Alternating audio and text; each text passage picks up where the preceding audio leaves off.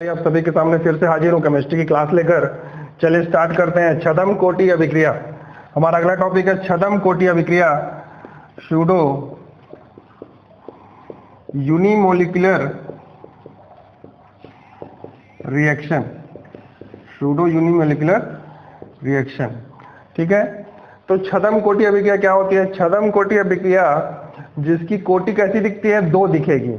ठीक है, दिखने में कैसी लगी कोटि इसकी? दो। सीधी सी बात है। ये वाला एग्जांपल मैं आप लोगों के लिए छद्म कोटि अभिक्रिया के लिए रखा हूँ CH3COO-C2H5 यानी कि एथाइल एसीटेट का जल अपघटन। ठीक है, क्या बन रहा है? CH3COOH plus C2H5OH। यहाँ पर देखिए, यहाँ पर इंपॉर्टेंट चीज ये है कि अणु संख्यता कितनी है? 2। अणु संख्यता कितनी है? 2। परंतु गति का अध्ययन करने पर अभिक्रिया की कोटि कितनी प्राप्त होती है? 1। इस प्रकार की अभिक्रिया को क्या बोलते हैं? छद्म कोटि अभिक्रिया, सूडो रिएक्शन बोलते हैं, सूडो रिएक्शन।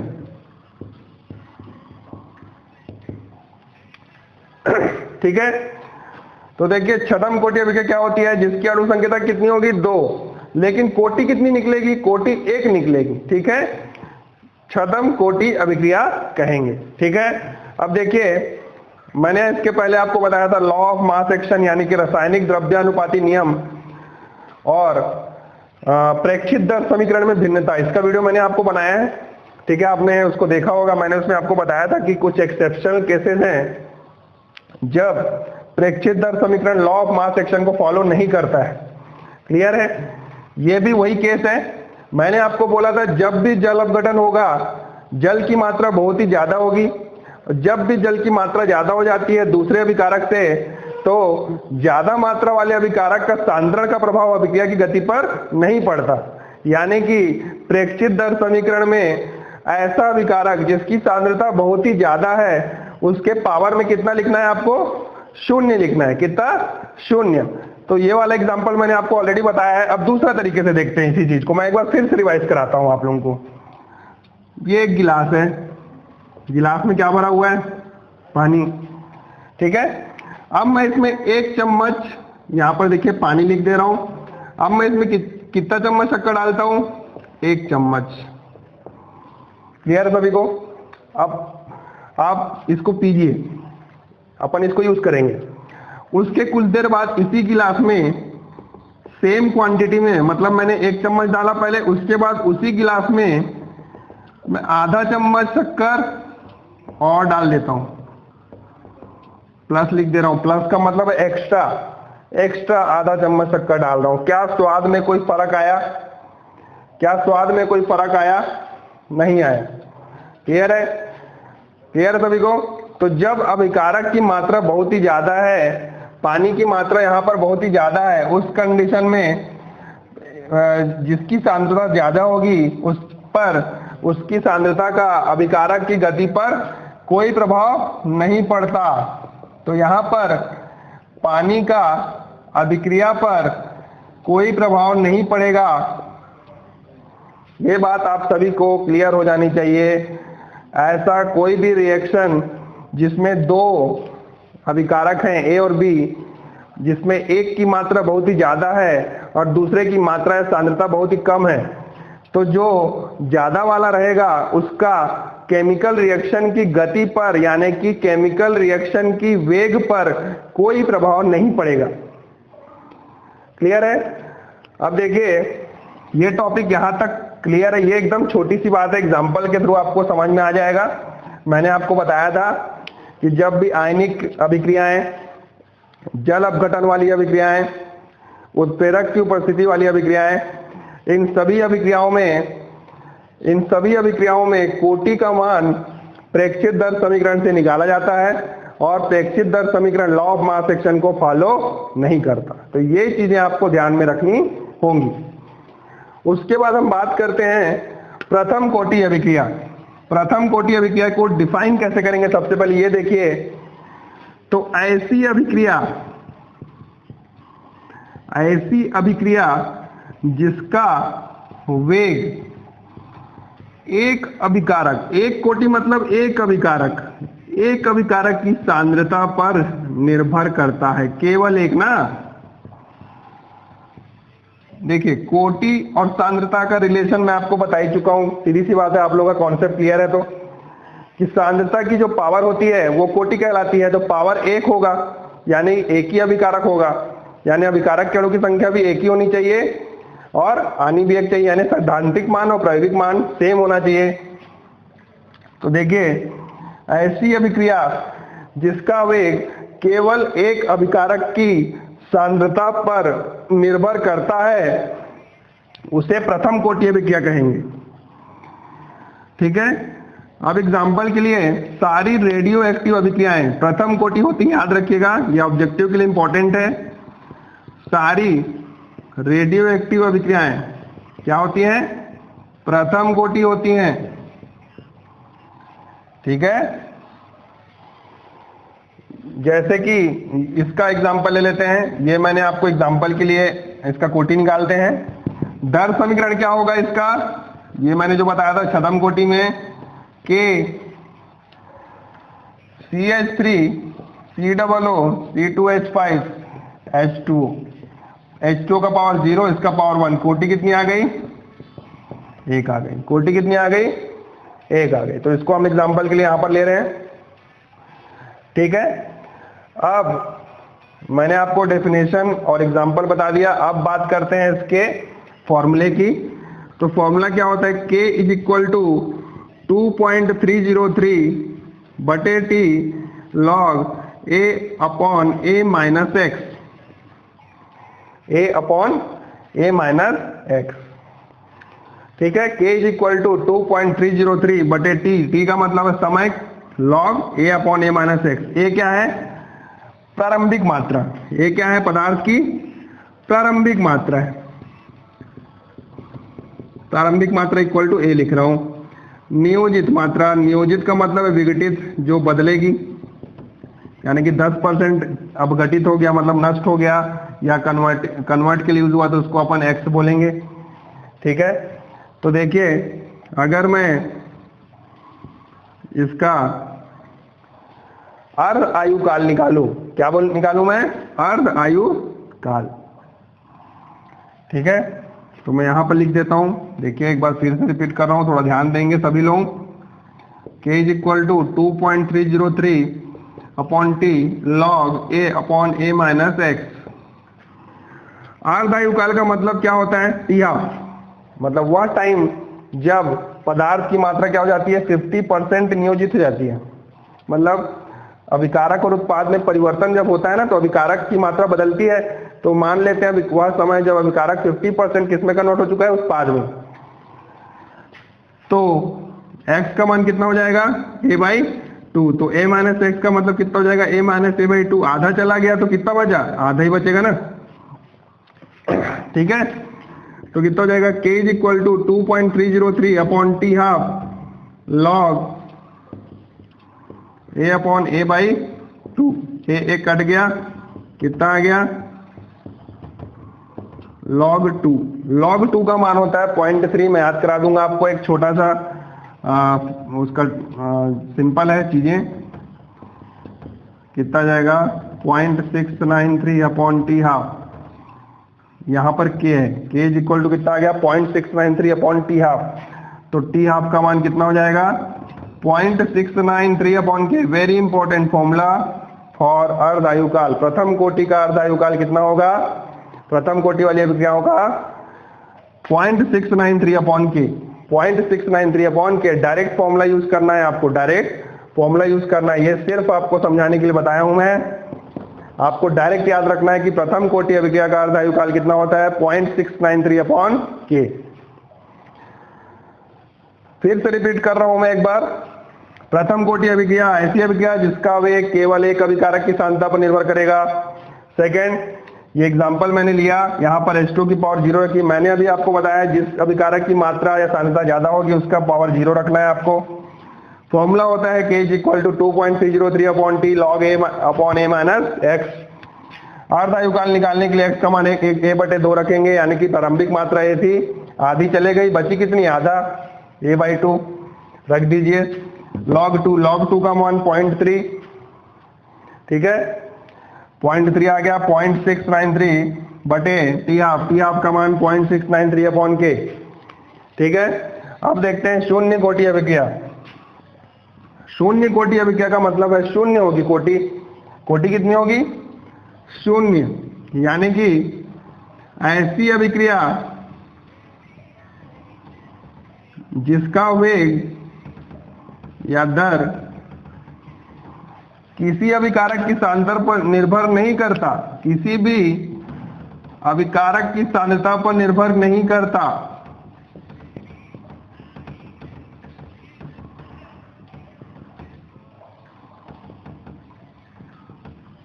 शून्य का मतलब है शून्य अभिकारक की सांद्रता पर निर्भर करेगा। शून्य का मतलब कुछ नहीं, मतलब जीरो। जीरो का मतलब है किसी अभिकारक की सांद्रता पर निर्भर नहीं करता। तो K इज इक्वल टू क्या होगा? x बटे T. K is equal to क्या होगा? x बटे टी। यहां का फॉर्मूला होगा K is equal to x बटे टी। याद रखिएगा, दर स्थिरांक का फॉर्मूला होगा x बटे टी। टी आप निकालने के लिए क्या करना पड़ेगा भैया? x यानी नियोजित मात्रा कितनी होगी? a बटे 2। हमेशा आधी मात्रा खत्म हो गई तो आधी मात्रा ही रखेंगे ना। तो K इज इक्वल टू कितना हो जाएगा? a बटे 2t। यहाँ t½ रख रहे हैं हम, क्योंकि हम t½ निकाल रहे हैं ना, अर्धायुकाल निकाल रहे हैं। तो क्या हो जाएगा? K is equal to x का मान a बटे 2 t½ यहाँ पर भी देखिए x का मान a बटे 2 रखे थे हम, अर्धायुकाल निकाल रहे समय। नियोजित मात्रा, नियोजित मात्रा मतलब अपघटित मात्रा, खर्च हुई, नष्ट हुई मात्रा, a बटे 2 t½ तो 2 t½ कितना आ गया? a/2k, ठीक है। तो यहाँ पर t½ प्रोपोर्शनल टू a, यानी कि यहाँ पर आपको एक चीज मिल रही है, अर्धायुकाल किस पर डिपेंड कर रहा है? प्रारंभिक मात्रा पर। ये क्या है? आपकी प्रारंभिक मात्रा, 100% वाली मात्रा। तो अर्धायुकाल किस पर निर्भर कर रहा है? जीरो कोटि अभिक्रिया में, शून्य कोटि अभिक्रिया में प्रारंभिक मात्रा पर। क्लियर सभी को? क्लियर है? एक बार देख लीजिए अच्छे से, सारी चीजें यहां पर क्लियर है आप लोगों को। देखिए क्वेश्चन लिखते हैं, मैं पूरा क्वेश्चन नहीं लिखूंगा। प्रथम कोटि अभिक्रिया का वेग स्थिरांक कितना है? प्रथम कोटि अभिक्रिया का वेग स्थिरांक है 5.5 × 10⁻⁻14। इसका अर्ध आयुकाल निकालना है। क्वेश्चन में प्रथम कोटि अभिक्रिया है, याद रखिए। प्रथम कोटि अभिक्रिया जिसका वेग स्थिरांक दिया है, यानी कि k की मात्रा दी है। क्वेश्चन में पूछ रहे हैं अर्ध आयुकाल निकालिए। क्या होगा फॉर्मूला? 0.693 अपॉन k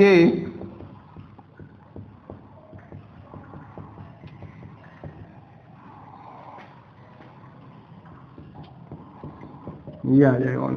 एक बार चेक कर लीजिएगा, ठीक है। डायरेक्ट मैं बता रहा हूं आप लोगों को। यहां तक क्लियर है सभी को? ठीक है, एक बार चेक कर लीजिएगा। अब देखिए ताप गुणांक की बात करते हैं। किसकी बात करते हैं हम? ताप गुणांक। ताप गुणांक क्या होता है? K T+10 अपॉन K, यानी कि ये किसका अनुपात है? ताप गुणांक किसका अनुपात है? दर स्थिरांकों का अनुपात है। दर स्थिरांकों का अनुपात जो दो तापों पर मापा जाएगा। कितने तापों पर? कितने टेम्परेचर पर? 2। और दोनों टेम्परेचर का डिफरेंस कितना आना चाहिए? 10 डिग्री। यानी कि 10 डिग्री सेल्सियस के अंतर पर दो तापों का अनुपात, दर स्थिरांकों का अनुपात क्या कहलाएगा? ताप गुणांक। और इसकी वैल्यू कितनी होगी सामान्यतः? 2। परंतु K T+10 अपॉन K की वैल्यू 2 से 3 के बीच होती है। यानी कि दर स्थिरांक का मान, ये मैंने आपको बताया था कि ताप का क्या प्रभाव पड़ता है दर स्थिरांक पे। प्रति 10 डिग्री सेल्सियस पर दर स्थिरांक कितना हो जाता है? दुगना हो जाता है। वही चीज है आप लोगों को जो मैंने आपको बताया है। दर स्थिरांक का मान ताप पर क्या होता है? बढ़ता है। और कितना बढ़ेगा, दुगना, और दुगना से तिगुना भी हो सकता है। ठीक है, ये चीज आपको याद रखनी है। अब देखिए हमने ये सारी चीजें पढ़ ली। आर्हेनियस की टक्करों का सिद्धांत अब थोड़ा सा देखते हैं, बहुत इंटरेस्टिंग कॉन्सेप्ट है। आर्हेनियस बाबा जी ने बोला, क्या बोला, अभिक्रिया की गति के बारे में उन्होंने कुछ कॉन्सेप्ट दिया था। मैंने आपको बताया था हमारी स्टार्टिंग क्लास में कि रासायनिक अभिक्रिया में अभिकारक और उत्पाद परिवर्तित होते हैं। किस तरीके से परिवर्तित होते हैं, रासायनिक संगठन, रासायनिक संघट्ट बोला था मैंने, एक वर्ड यूज किया था रासायनिक संघट्ट, जिसको हम क्या बोलते हैं, प्रभावी टक्कर। जब अभिकारक के अणु प्रभावी टक्करों से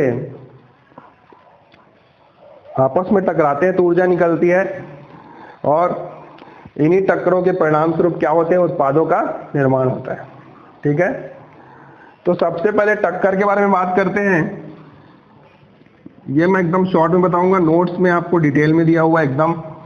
सबसे पहली बात, टक्कर और प्रभावी टक्कर में क्या डिफरेंस है ये देखते हैं। हर टक्कर से उत्पाद का निर्माण नहीं होगा। कुछ टक्कर अनयूजुअल होती है, मतलब फालतू टाइप की होती है, और कुछ टक्कर फायदेमंद होती है जिन्हें हम प्रभावी टक्कर बोलते हैं। तो सबसे पहली बात कि टक्कर क्या होनी चाहिए, टक्करों का प्रभावी होने के लिए एक निर्धारित दिशा होनी चाहिए, मतलब एक प्रॉपर दिशा में अगर टक्कर होगी तो उसी को ही हम प्रभावी टक्कर बोलेंगे। दूसरा, टक्करों से क्या होना चाहिए, प्रभावी टक्करों से सक्रिय संकुल, एक्टिवेटेड कॉम्प्लेक्स बोलते हैं इंग्लिश में, क्या बोलते हैं इसको, एक्टिवेटेड कॉम्प्लेक्स। और टक्करों की आवृत्ति होनी चाहिए। ठीक है, टक्करों की आवृत्ति जिसे हम संघट्ट आवृत्ति बोलते हैं। ठीक है, और तीसरा,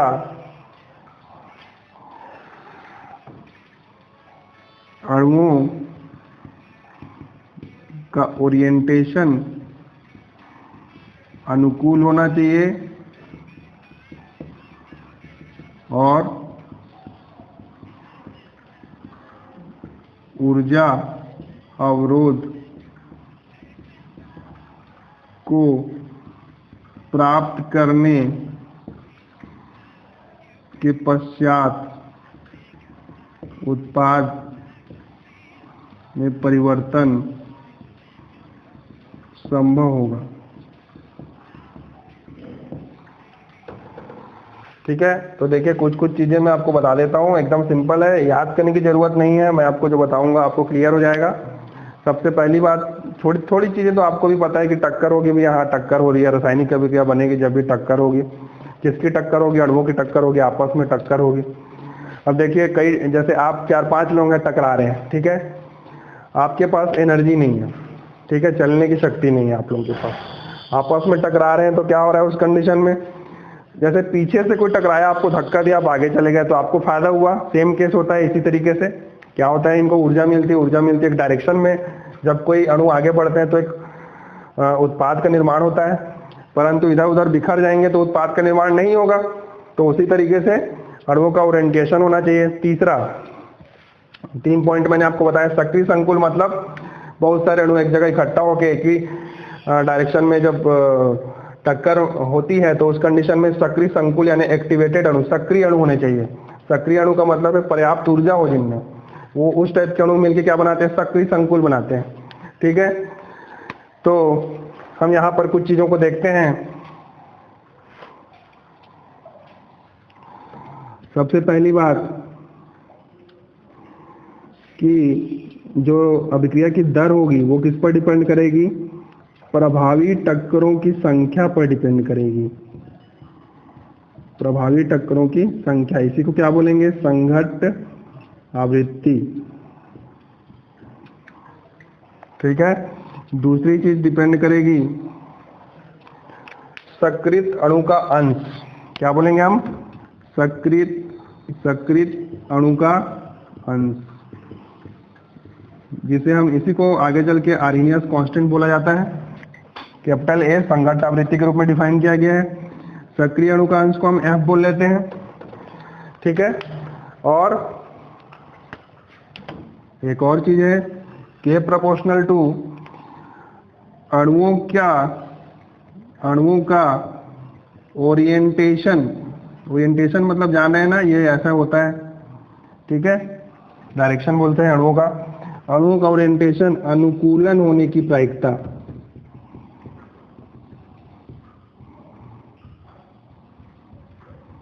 इसको मैं P से डिनोट कर लेता हूं, इसको A से, इसको F से, तो क्या हो जाएगा,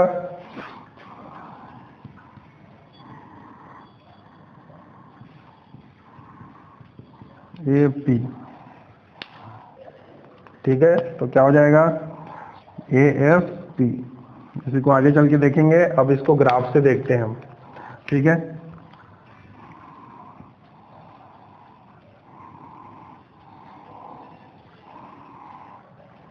देखिए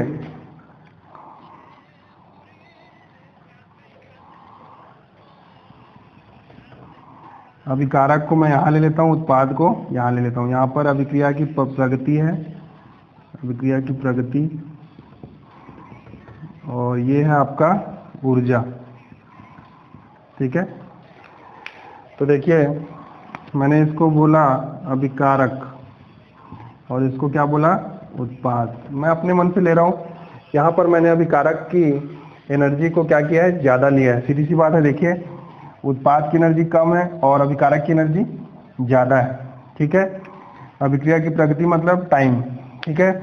तो देखिए जब इसका ग्राफ बनेगा तो कैसा बनेगा, यहाँ पर इस तरीके से मैं बना रहा हूँ सिर्फ समझने के लिए, आप लोगों के लिए। तो देखिए इस ग्राफ में क्या क्लियर हो रहा है आप लोगों को, ये एक अभिकारक है। अभिकारक की यहाँ पर स्टार्टिंग एनर्जी मतलब अभिकारक यहाँ पर, अभिकारक की ऊर्जा कहाँ पर थी, इस लेवल पर थी शुरुआत, और उत्पाद की ऊर्जा कितनी है, अभिकारक से कम। तो अभिकारक सबसे पहले गति करेगा, अभिकारक टकराएंगे, और टकराने के बाद देखिए इस पॉइंट तक अभिकारक की प्रगति हुई। समय के साथ अभिकारक क्या हुआ, अभिकारक की गति आगे बढ़ी। जब अभिकारक की गति आगे बढ़ी उसके बाद इस पॉइंट के बाद क्या हुआ, अभिकारक की गति कम होने लगी, यानी कि ऊर्जा भी क्या हो जाएगी, कम हो जाएगी। तो इसको क्या बोलते हैं, ऊर्जा अवरोध।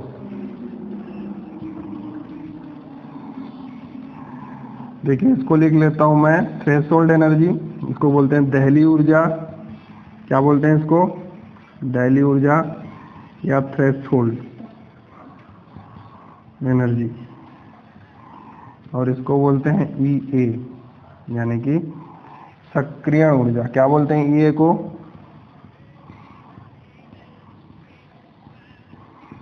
सक्रिय ऊर्जा। अब देखिए मैं इस ग्राफ को आप लोगों को समझाता हूँ।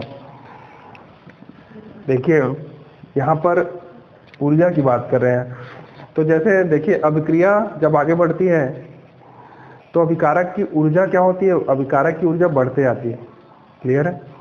अभिकारक के अणुओं को ऊर्जा मिलती जाएगी, जैसे जैसे हम एनर्जी टेम्परेचर उसको एक्सटर्नल प्रोवाइड करेंगे तो अभिकारक क्या हो जाता है, एक्साइटमेंट होते जाता है।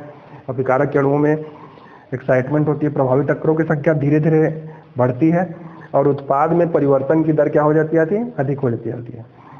तो अभिकारक और उत्पाद के परिवर्तन के बीच एक ऐसा पॉइंट होता है जिस पॉइंट के बाद उत्पाद में परिवर्तन होना सुनिश्चित हो जाता है, क्लियर है।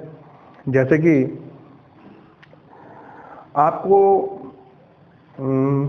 इस दीवार को कूदकर पार करना है, तो इस दीवार को कूदकर पार करने के लिए न्यूनतम ऊर्जा की आवश्यकता है।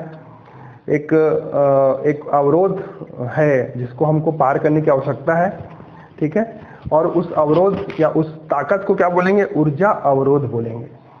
यानी कि वह बिंदु, हमारी ताकत का वह हिस्सा जहां पर, यानी जिसको क्रॉस करने के बाद हम अपने लक्ष्य को प्राप्त करने के लिए सुनिश्चित हो जाते हैं, उसे क्या बोलेंगे, ऊर्जा अवरोध।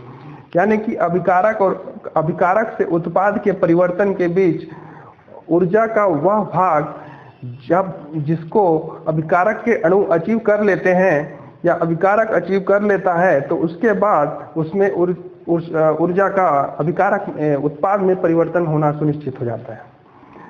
तो इसे क्या बोलेंगे? ऊर्जा अवरोध। ठीक है। अब देखिए थ्रेशोल्ड एनर्जी। थ्रेशोल्ड एनर्जी क्या होती है?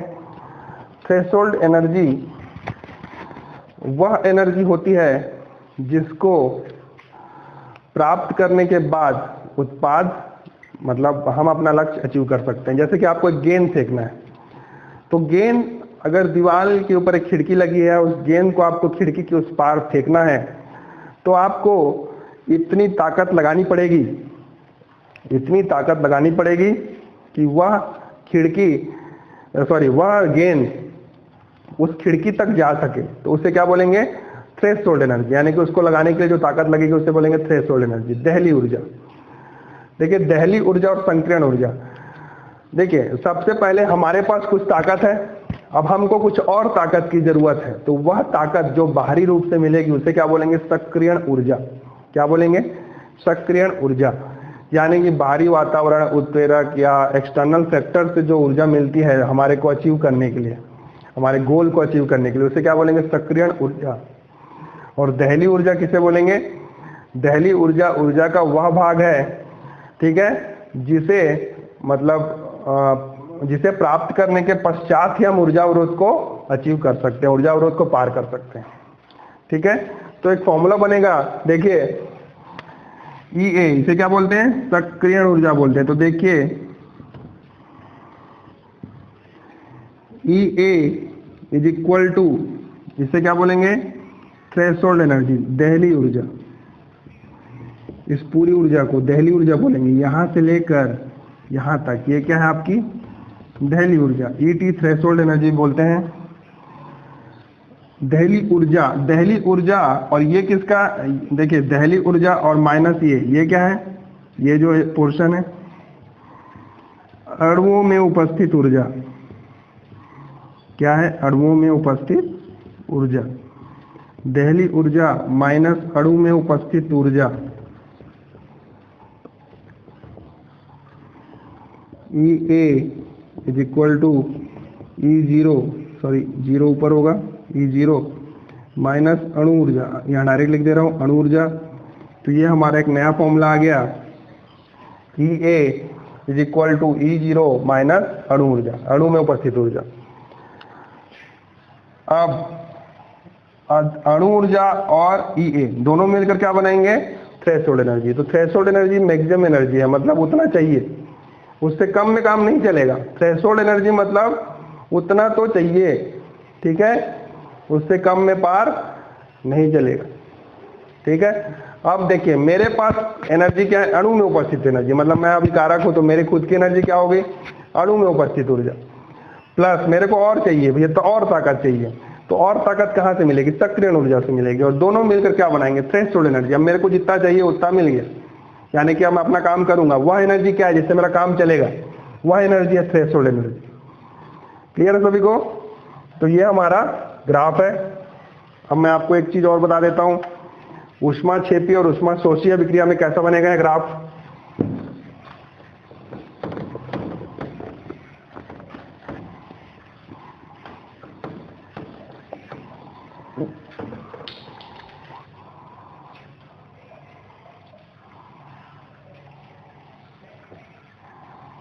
ये किसकी बात कर रहा हूं मैं? ऊष्माक्षेपी। नोट्स में सारी चीजें दी हैं। ऊष्माक्षेपी, यहां पर क्या था? प्रगति था, अभिक्रिया की प्रगति, और यह क्या था? ऊर्जा था। सेम ग्राफ है। जो ये किसका था? ऊष्माक्षेपी का था। इसको क्या बोलेंगे? ER, इसको बोलेंगे EP। ठीक है।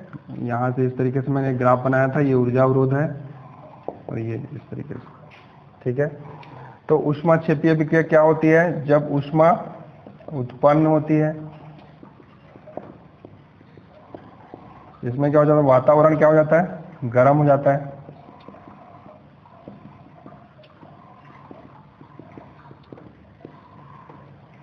ठीक है। ऊष्माक्षेपी अभिक्रिया, देखिए यहाँ पर सीधी सी बात है, ER क्या है? EP से बड़ा है। ठीक है, ई आर क्या है, ईपी से बड़ा है, तो डेल ई का मान क्या होगा, एच आर भी बड़ा होगा एच पी से, और डेल ई का मान क्या होगा, ईपी माइनस ई आर होता है, डेल ई का मान क्या होगा, निगेटिव होगा। उसी तरीके से डेल एच का मान क्या होगा, H P minus H R, ये भी क्या होगा, निगेटिव होगा। तो ऊष्मा क्षेपीय अभिक्रिया भी सेम बनेगा। अब ऊष्मा शोषीय अभिक्रिया का ग्राफ कैसा बनेगा, एकदम सिंपल है।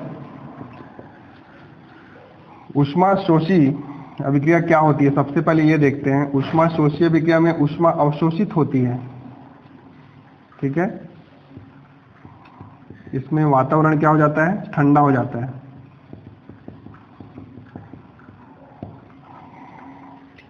ऊष्मा क्या होती है, इसमें अवशोषित होती है, ये आपको पता ही होगा। अब इसमें क्या होगा, EP ग्रेटर देन ER, तो डेल ई का मान क्या होगा, EP बड़ा है, EP माइनस ER होता है, तो पॉजिटिव आएगा। क्या आएगा, डेल ई का मान पॉजिटिव। वैसे HP ग्रेटर देन HR, तो डेल एच का मान क्या आएगा, पॉजिटिव आएगा। देखिए यहाँ पर ले लेते हैं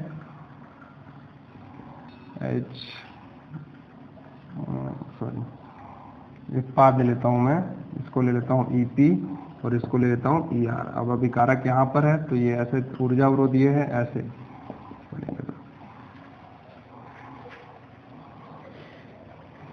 क्लियर है।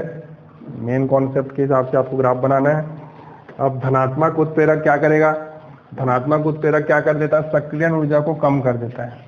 सक्रियण ऊर्जा का मतलब क्या होता है, ये इसको क्या कर देगा, कम कर देगा। तो ग्राफ कैसा बनेगा, ऐसा बन जाएगा।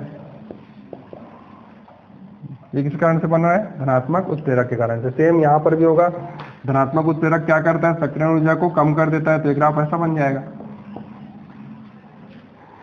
क्लियर है। सक्रियण ऊर्जा क्या होती है, गैप होता है, जो ये गैप दिख रहा है आपको, ठीक है। अभिकारक से ऊर्जा अवरोध का जो ऊंचाई है उसे क्या बोलेंगे, अभिकारक वाले लेवल से ऊर्जा अवरोध की ऊंचाई क्या बोलेंगे, सक्रियण ऊर्जा। यहां तक क्लियर है सभी को, ठीक है। अब आर्हेनियस समीकरण की बात करते हैं। आर्हेनियस समीकरण कुछ नहीं है, जो मैंने आपको बताया है, सेम चीज है आर्हेनियस समीकरण, ठीक है। उसका होता है फॉर्मूला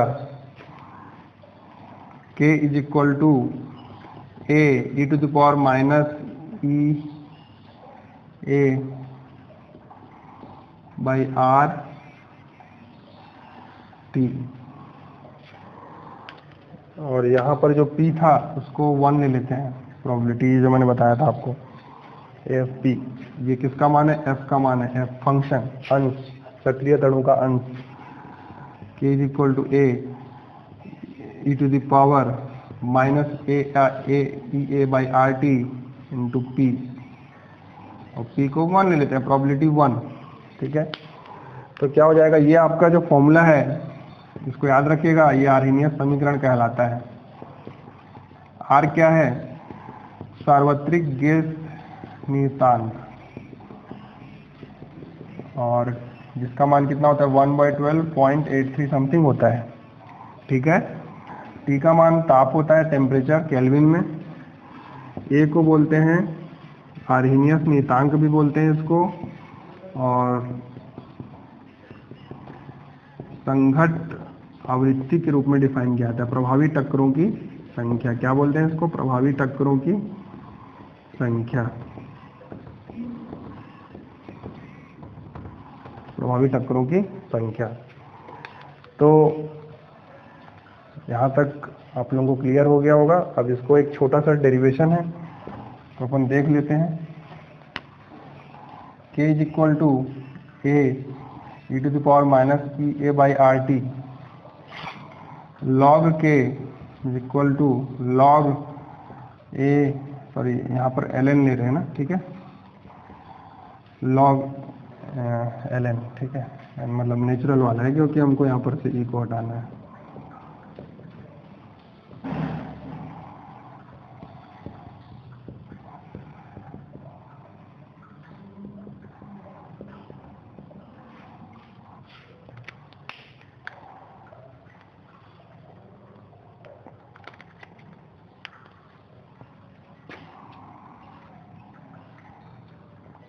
लॉग को 10 में कैसे कन्वर्ट करते हैं, 2.303 लॉग लगाकर, ठीक है। यहाँ पर भी हम सेम करेंगे, 2.303 के सॉरी लॉग के, ठीक है। और यहाँ हो जाएगा 2.303 लॉग ए, और इसको वैसे ही रहने दीजिए। अब 2.303 का भाग कर देंगे सभी जगह,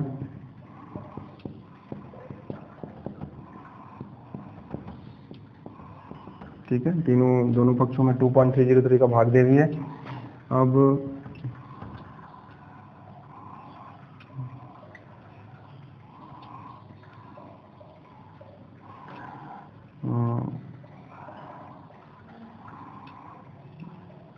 तो ये आपका इक्वेशन आ गया, y is equal to M X plus सी।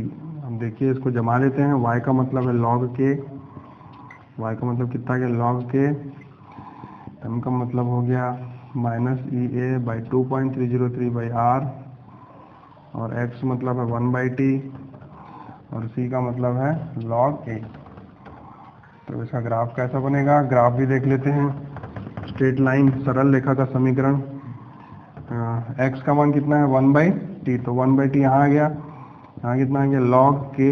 एक लाइन खींच दीजिए और इस लाइन का स्लोप कितना है, ये है m का मान कितना है minus E A 2.303 by R, minus 2.303 R. Clear है सभी को? तो उम्मीद करता हूँ आप लोगों को यहाँ तक की क्लास क्लियर है। सभी को नोट्स मैंने ग्रुप में डाल दिया है, तो आप नोट्स को भी फॉलो कीजिए, ठीक है।